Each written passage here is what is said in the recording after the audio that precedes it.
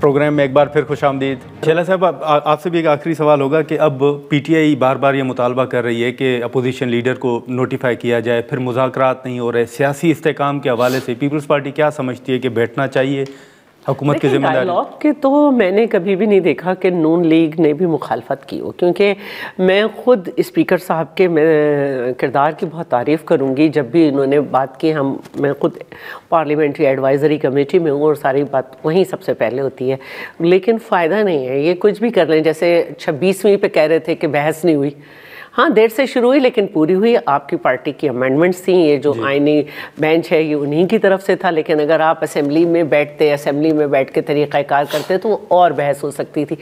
آپ خود کسی کے گھر پہ تھے اور آپ نے خود ان کو خوب بڑا بنا دیا تھا, جبکہ آپ ان کے بہت مخالف تھے پہلے سے مولانا صاحب کو.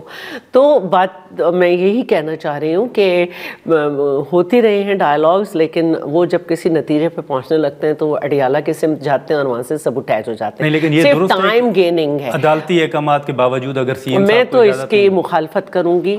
ان کو بالکل جو رائٹس ہیں بانی پی ٹی آئی کی ایز پریزنر وہ دینے چاہیے, ان کی ملاقات ہونی چاہیے, ان معاملات کے لیے عدالت میں نہیں جانا چاہیے. یہ میں اس کی شدید مذمت کروں گی. اور دوسری بات جو ہے وہ میں صرف یہ کہنا چاہوں گی کہ دیکھیے یہ ساری وقت گزر جائیں گے, آسان بات نہیں ہوتی. کچھ لوگوں کو یوں پلیٹ میں رکھ کے چیزیں مل جاتی ہیں کہ آپ ایم این اے, آپ سینیٹر ہیں, آپ ایم پی ہیں, لیکن جیسے بھی ملیں آپ کے لوگوں کی آپ پر بڑی ذمہ داری ہوتی ہے, اور اپنے ضمیر سے پوچھنا چاہیے ہر ایک کو کہ وہ as member senate, national assembly, provincial assembly کیا اپنا کردار صحیح ادا کر رہا ہے, کیا وہ صحیح اپنے لوگوں کو جو ہے سروسز دے رہا ہے, چاہے کسی بھی پارٹی کا. ٹھیک ہے ہمایوں صاحب, اب 26ویں آئینی ترمیم کی طرح کیا پی ٹی آئی احتجاج کرے گی, بائیکاٹ کرے گی, یا آپ اس میں اپنا کردار ادا کریں گے؟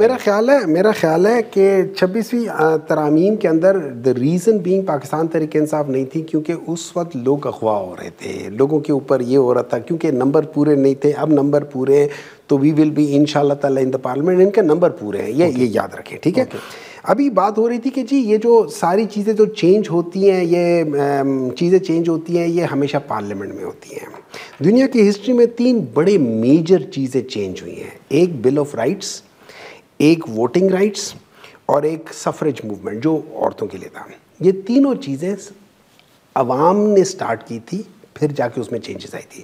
باقی انہوں نے بالکل صحیح کہا, کسی کو پلیٹ میں مل جاتے, کسی کو وصیت مل جاتی ہے, چیزیں اسی طرح ہی ہیں صاحب. آج چیزیں زیادہ تر پاکستان میں اس وقت زیادہ تر جو پولیٹیکل پارٹیز ہیں وہ وصیتی ہیں, اور یا پھر بائی ڈیفالٹ ہیں.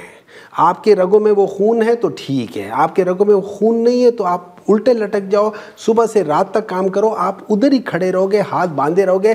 اس کے بچے جن کے پوترنے آپ نے بدلے ہوں گے انہی کے پیچھے آپ کھڑے ہو گے, کیونکہ وہ آپ کو سیاست سکھائیں گے. کیونکہ وہ لوگ کہتے ہیں کہ بطخ کے بچے کو تیرنا کون سکھائے, وہ تو آپ کو سکھائے گا. کمیٹی میں واپس جا رہے ہیں سر. اب ایک منٹ ہے, مجھے الاؤ کر لینا, الاؤ کر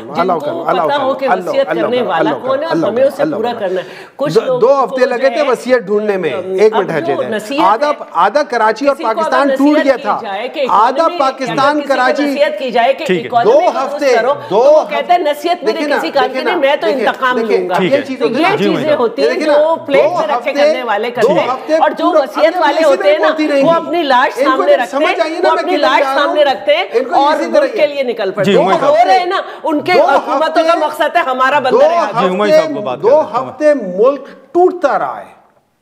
جس دن وصیت مل گئی یہ پاکستان کھپے, بالکل نہیں ٹوٹا. اس سے پہلے کیا کچھ نہیں ٹوٹا, کیا کچھ نہیں ٹوٹا. سوئم پہ ہو چکا, آپ ہے نا اصل میں نئے نئے آئے نا تو آپ کو پتہ نہیں ہے.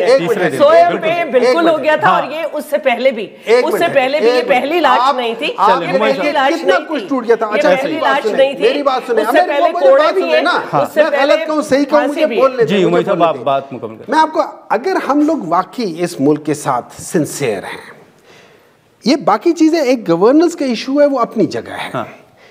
آئین کو تبدیل کرنے کے لیے ہمیں بہت سوچ سمجھ کے آئین کو بدلنا چاہیے. تو سر آپ کمیٹیوں میں جا رہے ہیں, جو میرا سوال ہے سن لیں, دیکھیں میں یہ سمجھتا ہوں کمیٹیوں میں اگر فرض کرے جائیں گے نا, 2 بندے پی ٹی آئی سے جائیں گے, یا 3 بندے چلے جائیں گے, 4 بندے PMLN سے چلے جائیں گے, 5 بندے پیپلز پارٹی سے چلیں گے, 2 کر کے 20 بندے ہوں گے. 20 بندے, چلیں ٹھیک ہے. یہ ایک منٹ سیٹ ہے, کانسٹیٹیوشنل امینڈمنٹس کو ہاؤس کو, پورے ہاؤس کو کمیٹی بنانا چاہیے, اور اس میں سے ہر ایک انسان کو بولنے کی اجازت دینی چاہیے. ٹھیک ہے, چاہے اس کو یہ بھی نہ پتا ہو کہ گورنر فیڈرل کا ریپرزینٹیٹو ہوتا ہے, لیکن وہ بولے ضرور.